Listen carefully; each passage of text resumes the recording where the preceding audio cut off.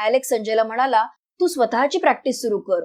मी सुद्धा पुढच्या वर्षी आल्यावर तुला बिझनेस पार्टनर म्हणून जॉईन करीन. तुम्ही दोघेही या गोष्टीवर विचार करा आणि मला कळवा. असे सांगून ॲलेक्स आणि अनिता तिथून गेले. रात्री झोपताना संजयने मृदुलाला विचारले की हा मोठा निर्णय आहे, त्यामुळे त्याला समजत नाहीये काय करायचे ते. तर तुझे काय मत आहे?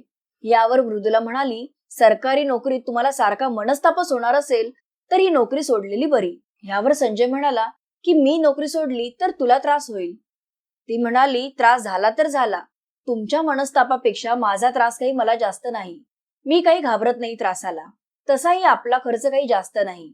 गरज पडली तर मी संध्याकाळी ट्युशन सुद्धा घेईन, असे तिने सांगितले.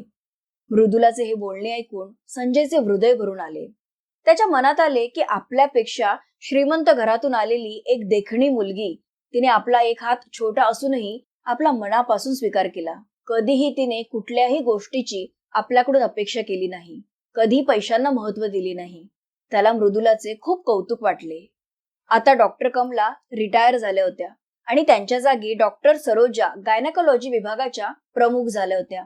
त्या आल्यानंतर त्यांनी डिपार्टमेंटमध्ये बरेच बदल केले होते. संजयला त्यांनी एका कोपऱ्यात टाकले होते. एकदा नाईट ड्युटी संपवून संजय घरी निघाला तेव्हा डॉक्टर सरोजानी त्याला बोलवून घेतले. त्या म्हणाल्या, लेबर रूम मध्ये 2 VIP पेशंट्स असून त्यांची तब्येत बरी आहे का ते तपासून नंतर घरी जा. संजय लेबर रूम मध्ये गेला तेव्हा त्या दोघींचीही डिलिव्हरी झाली होती. ज्युनियर डॉक्टर्स केस पेपर लिहित होते. संजयने पेशंट्सना तपासले. त्यांची तब्येत व्यवस्थित होती. त्यांची डिलिव्हरी नॉर्मल झाली होती. त्यातले एकीचे नाव होते नंजम्मा आणि दुसरीचे नाव होते केम्पू नंजम्मा. त्या दोघींचे नवरे कुठल्या तरी अधिकाऱ्यांच्या घरी नोकर म्हणून कामाला होते आणि त्यामुळे VIP पेशंट्स झाले होते. डॉक्टर सरोजांना रिपोर्ट देऊन संजय घरी गेला. त्याची ड्युटी नाहीतरी संपली होती.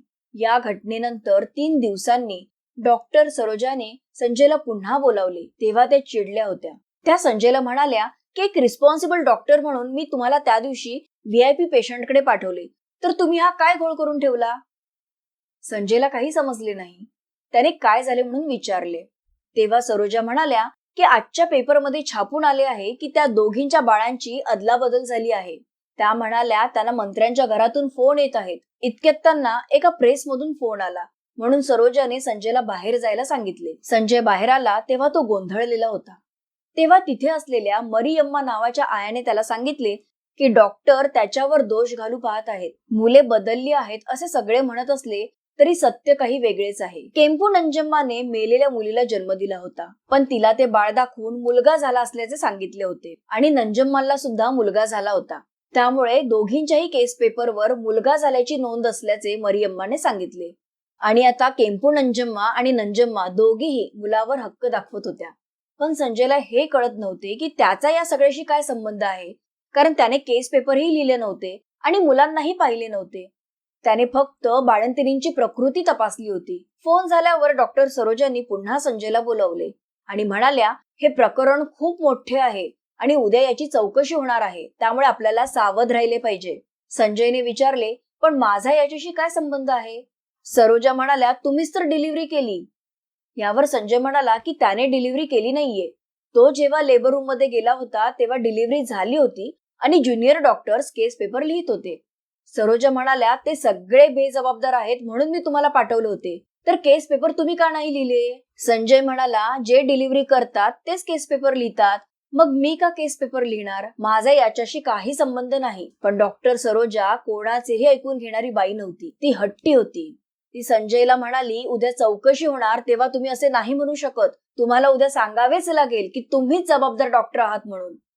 संजयला काहीच कळत नव्हते. तो तिथून बाहेर पडला आणि काही माहिती मिळते का हे बघण्यासाठी बाळंत विभागाच्या ऑफिस प्रमुखाला गोविंदांनाला जाऊन भेटला व माझा या प्रकरणाशी काहीच संबंध नाहीये असे त्याला म्हणाला. गोविंदांना म्हणाला, मला माहितीये तुमचा काही संबंध नाहीये, पण कोणीतरी बळीचा बकरा पाहिजे ना, म्हणूनच तुमचे नाव यात गुंतवले गेले आहे. हळू आवाजात गोविंदांनाने संजयला सांगितले की डॉक्टर सरोजाने डॉक्टर ऑन ड्युटी म्हणून संजयचे नाव टाकले आहे. हे ऐकून संजयला धक्काच बसला. इतकी वर्ष निष्ठेने काम केल्याचे आपल्याला हे फळ मिळतंय हे बघून संजयला वाईट वाटले. गोविंदांना या विभागातला एक जुना आणि कसलेला गडी होता. त्याला संजय विषयी प्रेम होते. संजयने त्याला विचारले की मी आता काय करू. तेव्हा गोविंदांना म्हणाले, घाबरू नका. तुम्ही घाबरलात तर ती बाई अजून तुम्हाला घाबरवेल. तुम्ही तिला स्पष्ट सांगा की तुमची त्या दिवशी सकाळी 8 वाजता ड्युटी संपली होती आणि डिलिव्हरी 8:35 झाली होती. त्यामुळे तुमचा या केसशी काहीच संबंध नाही. तरी तिने नाही ऐकले तर तुमची आरोग्य विभागाच्या मंत्र्यांशी ओळख आहे किंवा एखादा पेपरचा संपादक तुमचा वर्गमित्र आहे असे खोटेच सांगा. आयुष्यात असे कधी कधी खोटे बोलणे गरजेचे असते असे तो म्हणाला. एवढ्यात तिथे कोणीतरी येत असल्याचा आवाज आला. त्यामुळे गोविंदांना त्याच्या कामाला लागला आणि संजय जड अंतःकरणाने घरी आला. त्याचे डोके खूप दुखत होते. मृदुलाच्या शाळेत समारंभ असल्याने तिची तयारी सुरू होती. तिने संजयला आराम करायला सांगितले. संजय दुसऱ्या दिवशी हॉस्पिटलला गेला तेव्हा सगळे प्रकरण शांत झाले होते. डॉक्टर सरोजा हसत मुखाने संजयकडे आल्या आणि म्हणाल्या, त्या केम्पू नंजम्माने तिची चूक मान्य केली आणि माफी सुद्धा मागितली आणि शेवटी हे प्रकरण संपले. पण त्यांनी स्वतः संजयचे नाव केस पेपरवर टाकले त्याबद्दल त्या काहीच बोलल्या नाही. क्षमा मागण्याचा तर प्रश्नच नव्हता. काहीच विशेष घडले नसल्यासारख्या त्या तिथून निघून सुद्धा गेल्या. संजयवर अन्यायावर अन्याय होतच होता.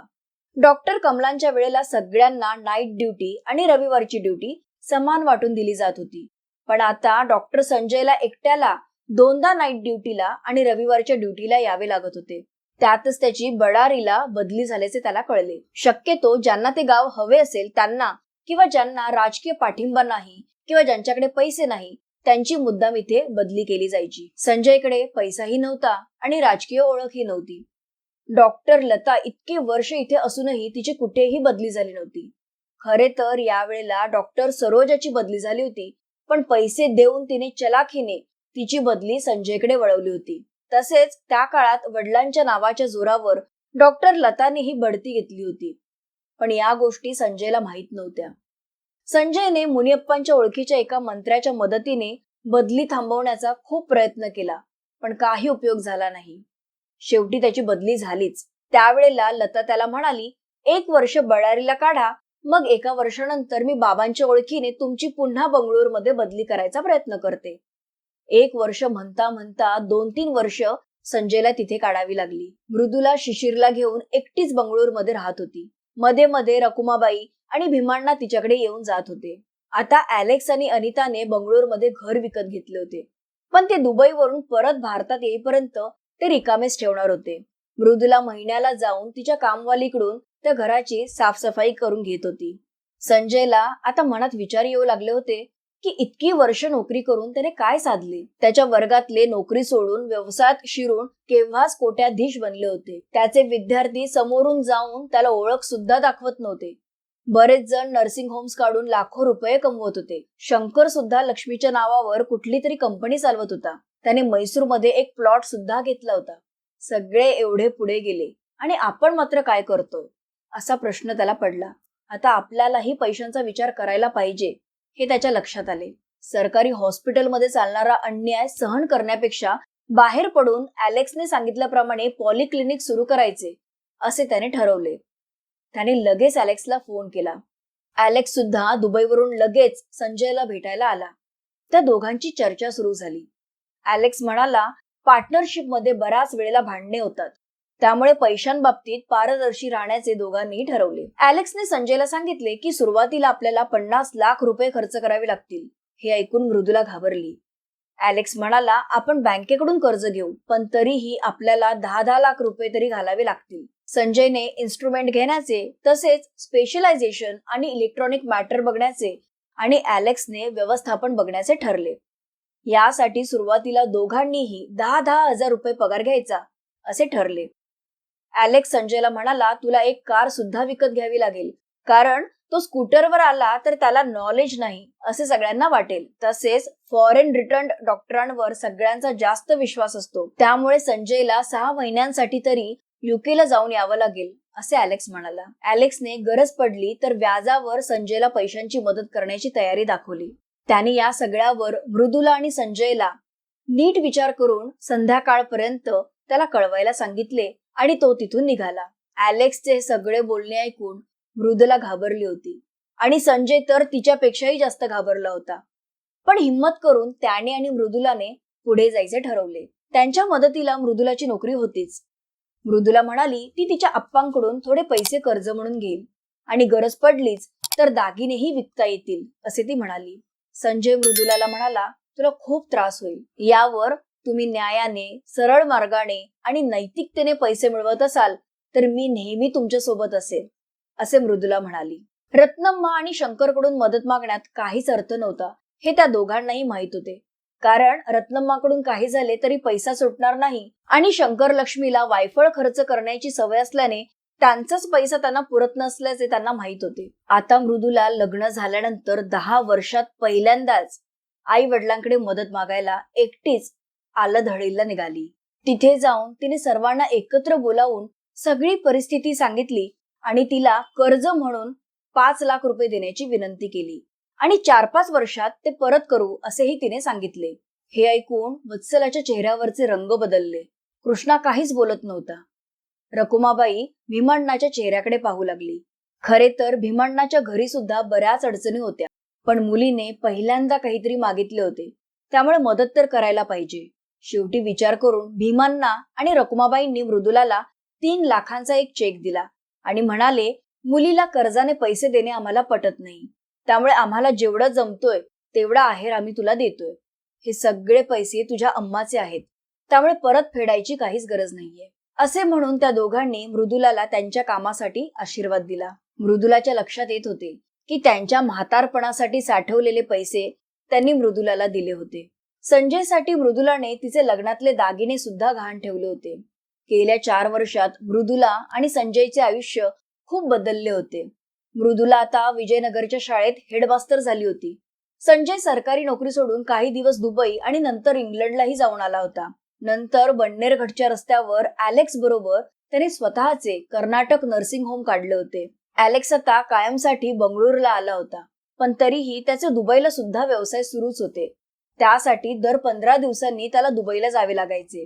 इंग्लंड आणि दुबईचे हॉस्पिटल्स बघितल्यावर संजयला खासगी हॉस्पिटलची कल्पना आली. ॲलेक्सच्या सूचनेप्रमाणे त्याने कर्ज काढून एक कार सुद्धा विकत घेतली. दर महिन्याला हप्ते भरून उरलेल्या पैशांवर मृदुला संसार करत होती. सगळी चेकबुक तिच्याच हातात होती, त्यामुळे पैशांच्या बाबतीत मृदुलाचाच शब्द शेवटचा असायचा.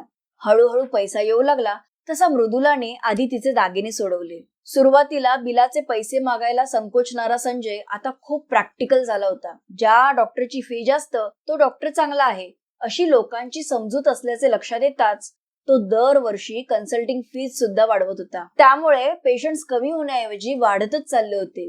त्यांनी आता पैसे वसूल करायला नर्सिंगचे 1 वर्ष ट्रेनिंग घेतलेली रोजमेरी नावाची रिसेप्शनिस्ट कम क्लार्क सुद्धा ठेवली होती. पैशांची बाजू तिने छान सांभाळल्यामुळे ॲलेक्स आणि संजयची बरीच कामं कमी झाली होती. एकंदरीत सगळे सुरळीत सुरू झाले होते. पण एके दिवशी अचानक लक्ष्मी मृदुलाच्या घरी आली. रविवार असल्यामुळे मृदुलाला सुट्टी होती, पण संजय मात्र कामासाठी बाहेर गेला होता. लक्ष्मीच्या चेहऱ्यावरून ती टेन्शन मध्ये असल्याचे मृदुलाच्या लक्षात आले. शंकर आणि लक्ष्मीने वर्षभरापूर्वीच मैसूरमध्ये स्वतःचे घर घेतले होते. त्याच्या वास्तुशांतीसाठी त्यांनी खूप खर्चही केला होता. शंकरने आता स्वेच्छानिवृत्ती घेतली असल्याचे आणि त्याच्या मित्राबरोबर काहीतरी व्यवसाय चालल्याचेही मृदुलाला माहिती होते. मृदुला आणि लक्ष्मीला तिचा चेहरा असा का दिसतोय असे विचारताच लक्ष्मी हुंदके देऊन देऊन रडू लागली. तिने सांगायला सुरुवात केली